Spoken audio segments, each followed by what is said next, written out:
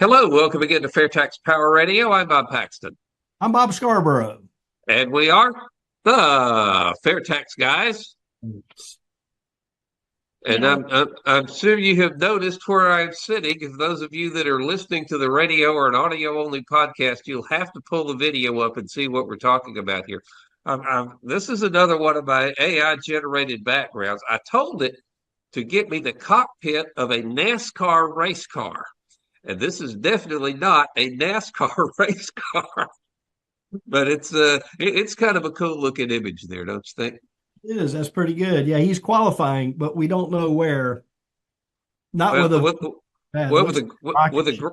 with the grandstands on both sides of the track, that would have to be the Indianapolis Motor Speedway. That's the only track that has a full size grandstand there on the inside of the track. But anyway, dig out the audio version. You can't see it. If you got to dig up the video version, we got a Rumble archive. We have got the under the live section on our FAIRtax Guys YouTube channel. You can call this up and see what we're talking about.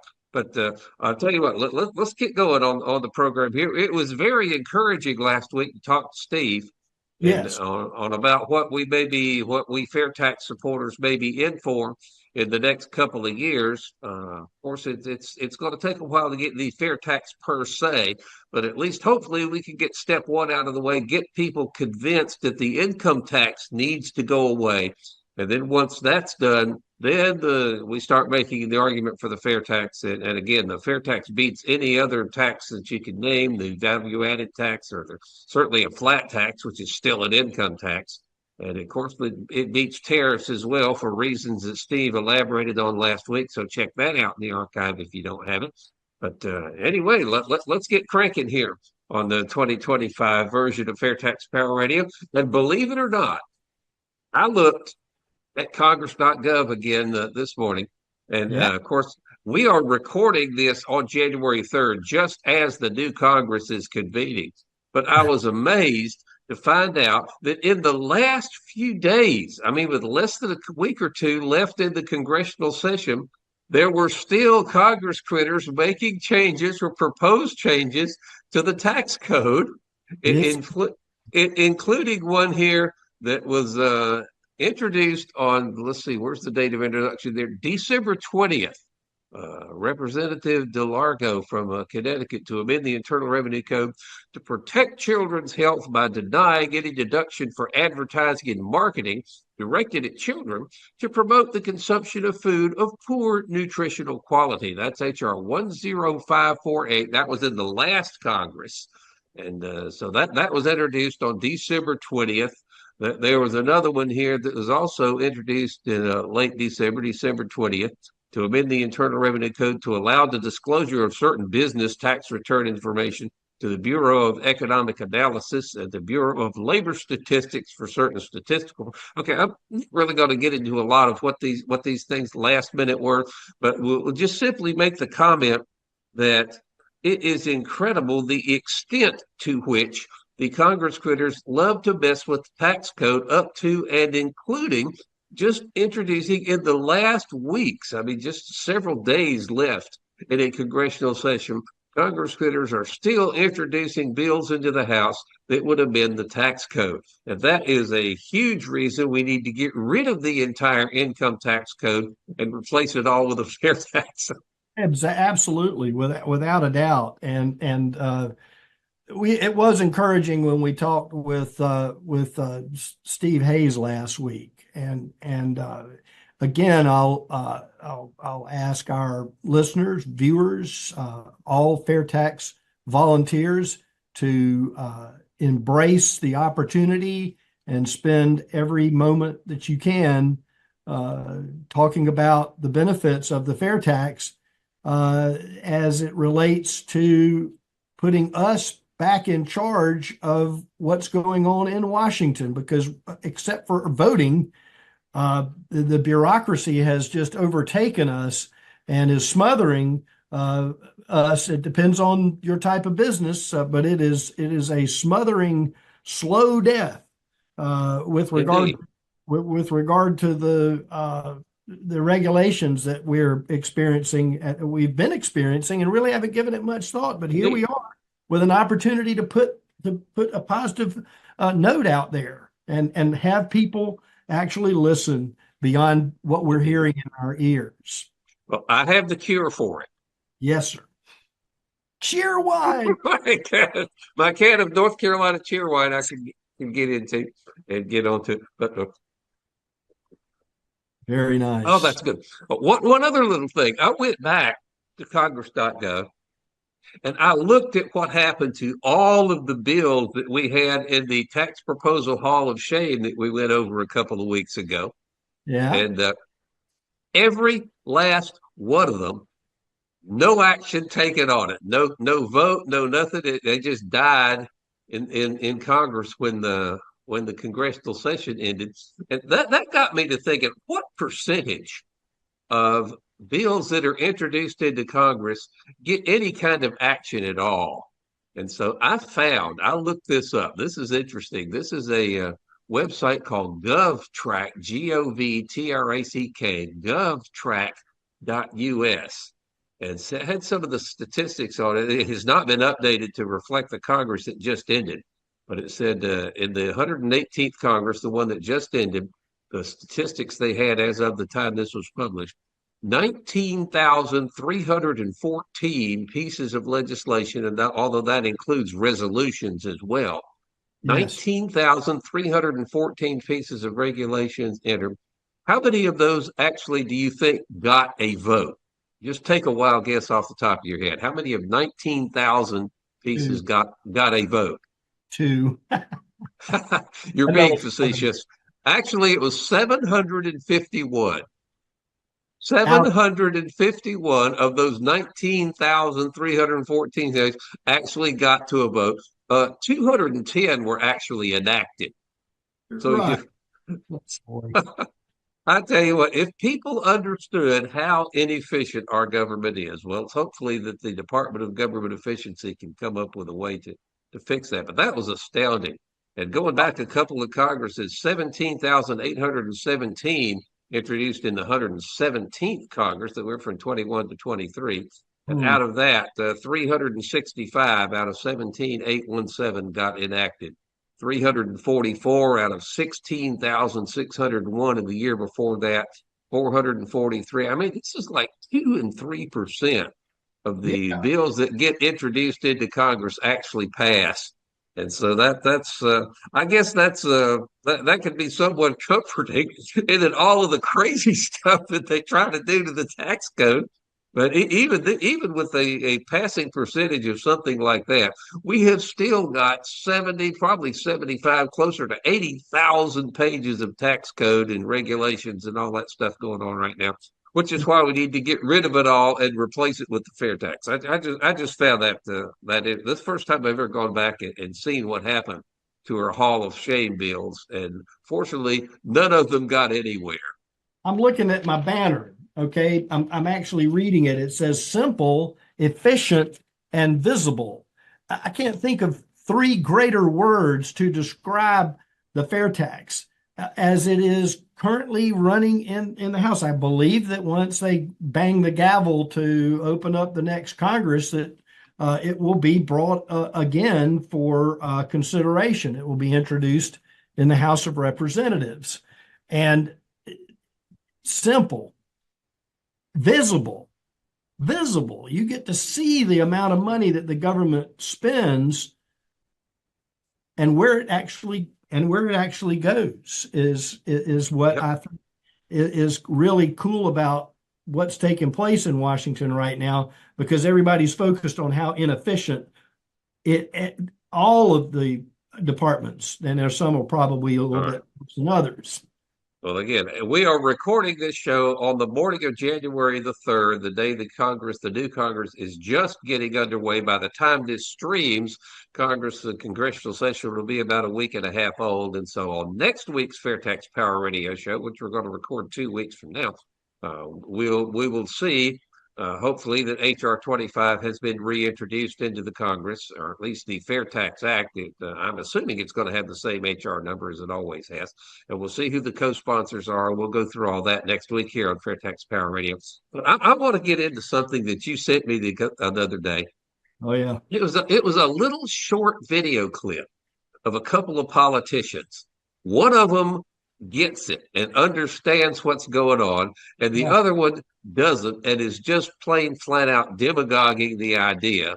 So let's take a second here and just roll that little video clip real quickly, and then we'll comment on it. Today, they're taking almost half of every dollar earned in the United States. And most people don't realize it because the taxes are hidden in the so-called business taxes. You know, the politician that stands up and yells, oh, let's save the little man, let's tax business, and everybody yells, hooray. But they haven't figured out that every tax on business is just a part of the cost of production. And the customer winds up paying it when he buys the product. It's a hidden sales tax. There's 116 of them in the suit of clothes that each one of us is wearing. We're going to have to raise corporate taxes, and we're going to have to make sure that the biggest corporations and billionaires pay their fair share. That's just it. It's about paying their fair share.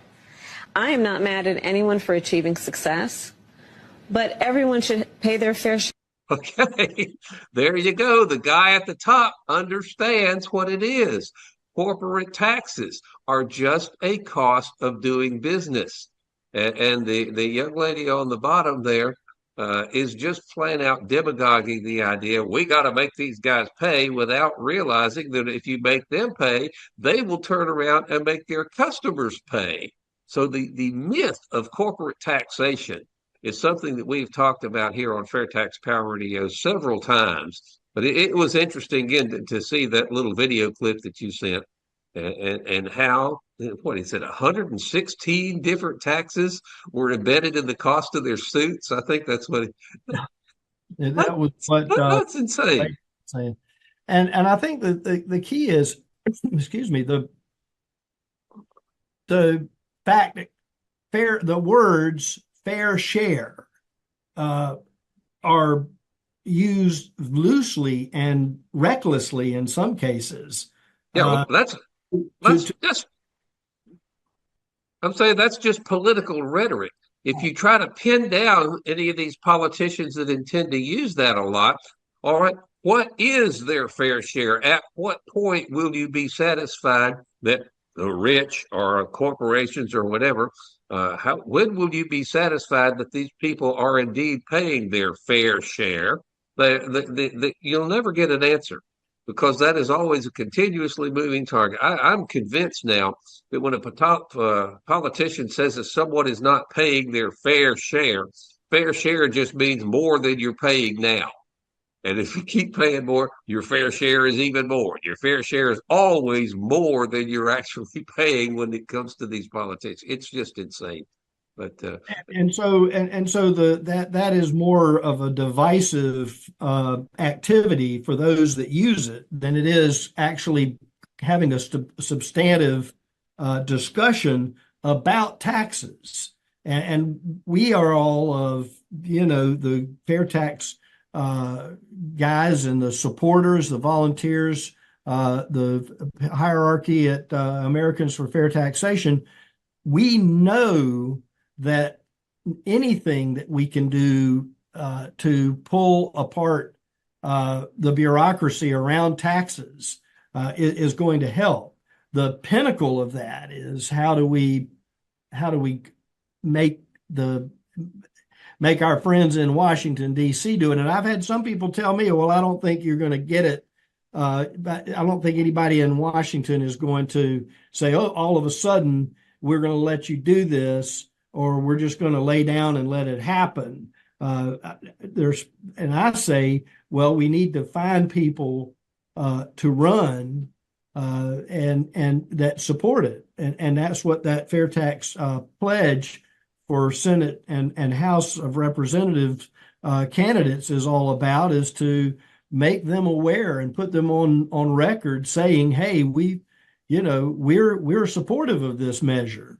And when we get to Washington, hopefully we're not blocked on the front steps trying to make it happen, which we see happen a lot. We see a lot of that. Yes, you can support something, but we're going to get in there and 6 months will pass and we won't be, we won't have gotten anything done. Right. Well, I'll tell you what, after you sent me that little video, I just Googled up the phrase, the myth of corporate taxation. And one of the things I came up with was an article that was published in January of 2018 by a gentleman named Paul Stam, Stam, apparently right there in North Carolina. And Yes. he gets it because he is making the case in this article that he published that the corporate tax rate should be zero. And that is what the corporate tax rate is under the fair tax. The fair tax replaces both individual and corporate income taxes.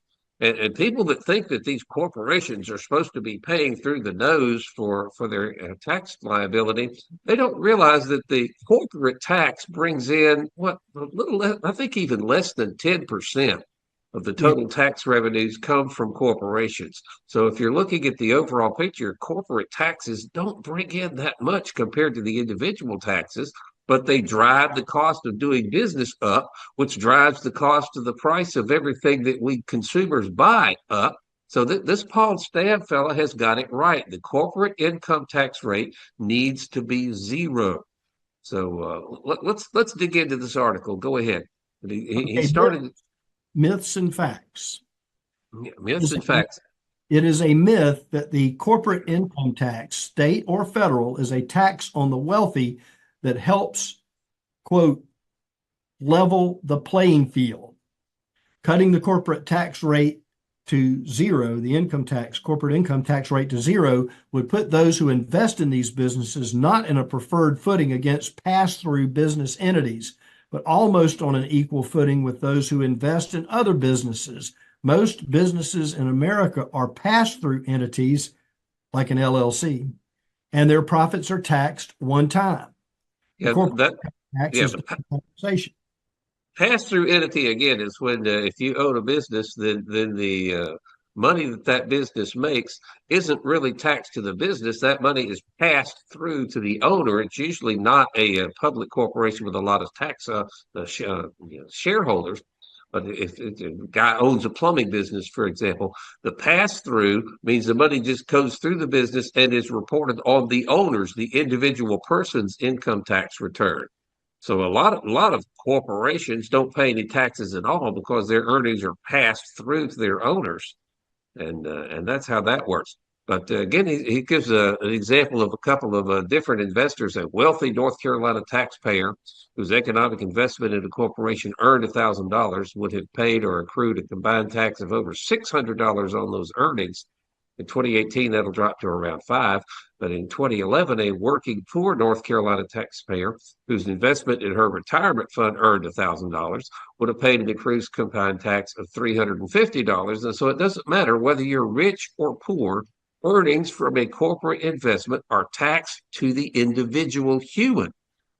They Correct. are not taxed to the business. They are taxed to people. And if there was one thing about the tax system that we need to get through people's heads, is that taxes, again, just a cost of doing business. Reducing the corporate income tax rate to zero is not going to let billions and billions of dollars go untaxed. Reducing the corporate tax rate to zero is going to drop the price of everything that we buy because the cost of doing business will go down. The competitive pressures in a free market economy will not let the one business try to keep that windfall because his competitors, in an effort to get more market share, are going to pass that on. So just the pressures in a free market economy means that prices are going to go way down if Yes. corporate taxes go away. I mean, you deal with it as a small business owner. You deal with that all the time. You could really speak to how much it would be to your benefit not to have businesses taxed. Well, just the average amount of money that's spent on supplies, and folks will argue, okay, well, we're going to, if corporate income tax is zero, that means all that money is going to stay in the company's coffers, the bank accounts, and they're not going to, let's say, for me, it would be, hey, I need a new piece of equipment, or hey, I need to have somebody help do this in the business that I don't have in the company right now. So there's plenty that can be done with that savings to make my business more efficient. Think about having a part-time person or a full-time person come in because of me being able to take the money that I'm saving in the operation of my company to somebody who now is now gainfully employed, has work to do. Mm-hmm. Now, do you know this Paul Stam guy? He's listed as a former member of the North Carolina House of Representatives. Did he make much of a name for himself up there? This article is what, from 2018, about 6 years ago? No, I don't know. I have to ask Professor Google if he knows who Paul Stam is. Paul Stam. He is a former, this article says he's a former member of the North Carolina House of Representatives. He's a lawyer, practices law in Apex, North Carolina, Yep. which I understand is probably not too far from Winston-Salem, if I remember my geography correctly. Yeah, that's him. Yeah, Paul Stam. In Apex. Paul Stam practiced law in Apex for 45 years. Okay. So you got that all figured out.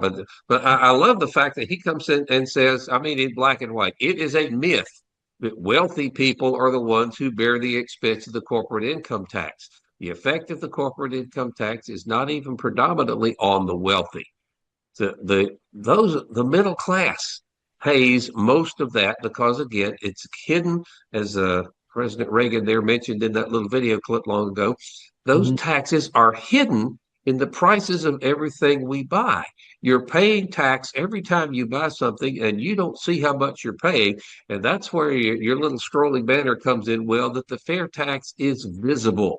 If we replace the income tax, the individual and the corporate income tax, with the fair tax, the amount of tax you are paying to the federal government is visible to you every time you buy something. And that's something that the Congress critters and the politicians are deathly afraid of. Because once you see, I mean, in black and white, every time you look at a retail receipt, once you see how much the government is taking out of your pocket, then you can determine for yourself whether the benefits you are receiving from the government are worth the cost that it's costing you. And they're afraid that you're going to find out, no, they're charging a lot more than they ought to be for what you're getting back in return. So we do need a visible system. And of course, a lot of people are just think, how much is tax liability? Well, my 1040 form tells me that. I have on that line there on my tax return how much tax I pay. That is not how much tax you pay. You pay a bunch of other taxes hidden in the prices of everything you buy. And that little scam goes away with the fair tax. Yes, it does. Absolutely. And one thing about corporate tax, and we it's embedded in, and people will say, oh, well, as soon as it goes to zero, they'll just forward all that money.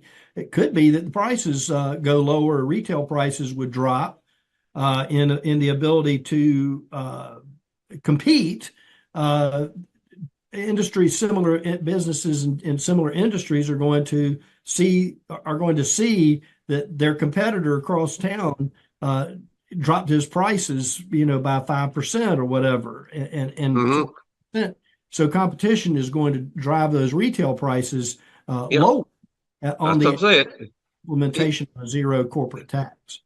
If we own, you and I say we own competing barbecue businesses, and you decide to get greedy, and when your tax liability goes to zero, you keep your prices the same. And I realize that, wait a minute, now my costs are less. I can sell for less and still make the same profit. And my prices go down by, 10, 15%. Who do you think people are going to come to? That is exactly what we're talking about when the competitive nature of the free market economy will force you, whether you want to or not, Mr. Scarborough, you will be forced to reduce your prices if I reduce mine, because you won't have any market share left after I clean your clock. Oh, mercy.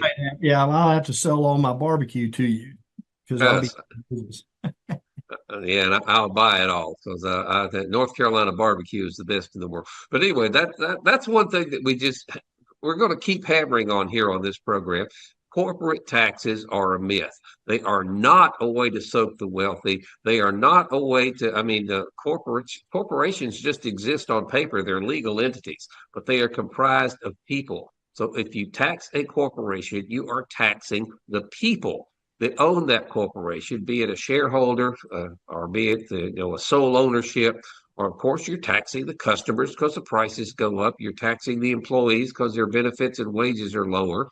You're taxing the investors who get lower returns on their dividends. If the corporation has to pay taxes rather than pay out stock dividends. People pay every penny of a corporate tax.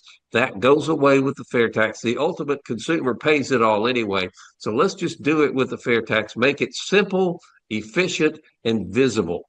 And so Mr. Paul Stamps got it right. The corporate tax rate should be 0, and that is indeed what happens with the fair tax. Go for it. Let's do it. In all this whole program, I just remembered that our conversation about zeroing out corporate taxes, the fair tax does that 100% right out of the gate, along with everything else that it does, and streamlines. And this is the thing about the tie-in with what's going on in Washington, D.C. right now, with the Department of Government Efficiency advising not only the president, but Congress. Social media will make sure that the people know exactly what's going on in those discussions. And I think we're going to have a number of politicians being towing the line where before they could hide behind a microphone with one of the larger media corporations' news departments. And now we're going to see things change. We're going to experience that revolutionary change that the fair tax will ultimately bring happening in real time in the operation of the government across all departments. Yeah, well, hopefully Steve Hayes' prediction that we are going to see some movement in the Congress towards the idea of getting rid of the income tax. And then once that idea takes hold, the fair tax becomes far and away the best alternative to replace the revenue that the income tax would generate. But again, I'm afraid that's all the time we're going to have for this week's edition of FairTax Power Radio. Thank everyone for watching and listening, and especially sharing these videos. It helps a lot if you will share the FairTax Power Radio video to your social media. So the more people see it, the more people will realize, hey, we can have a tax system where government doesn't take a big chunk of it before you get it. We can have a tax system where the government isn't sticking its nose into your personal financial business. We can have a tax system where you don't have to file an income tax return ever again. And we can have a tax system that gives you a refund every month. Because again, the fair tax does not charge you tax on your basic necessities.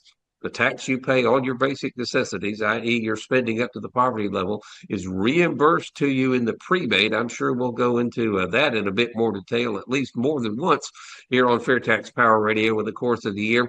But we have got to take advantage and strike while the iron is hot here, and we can convince the Congress critters that we, the people, want to get rid of the income tax. Amen, brother. Okay, that's gonna wrap it up for this edition of FairTax Power Radio. Again, thank you so much for watching, listening, and sharing. We will see you next week here, same time, same channel on FairTax Power Radio. Until we meet again, I'm Bob Paxton. I'm Bob Scarborough. We are the FairTax Guys, reminding you the fair tax is the only truly fair tax, and once you understand it, you'll demand it. So tell me, how could I pay less taxes? Less? Yeah. I'm trying to get ahead, so how can I pay less? Well, I suppose you could pay less taxes by earning less money, or you could give to charity. How is that going to help? Actually, I'm not supposed to tell you this, but if you know the right people, okay, or if you have a really good lawyer, you can usually get around the big ones. If I may, under the fair tax, to pay less taxes, you would simply consume less. You would control how much you pay and when you pay your taxes simply by choosing what you purchase and when you purchase something. So I could stay focused and get ahead. Exactly.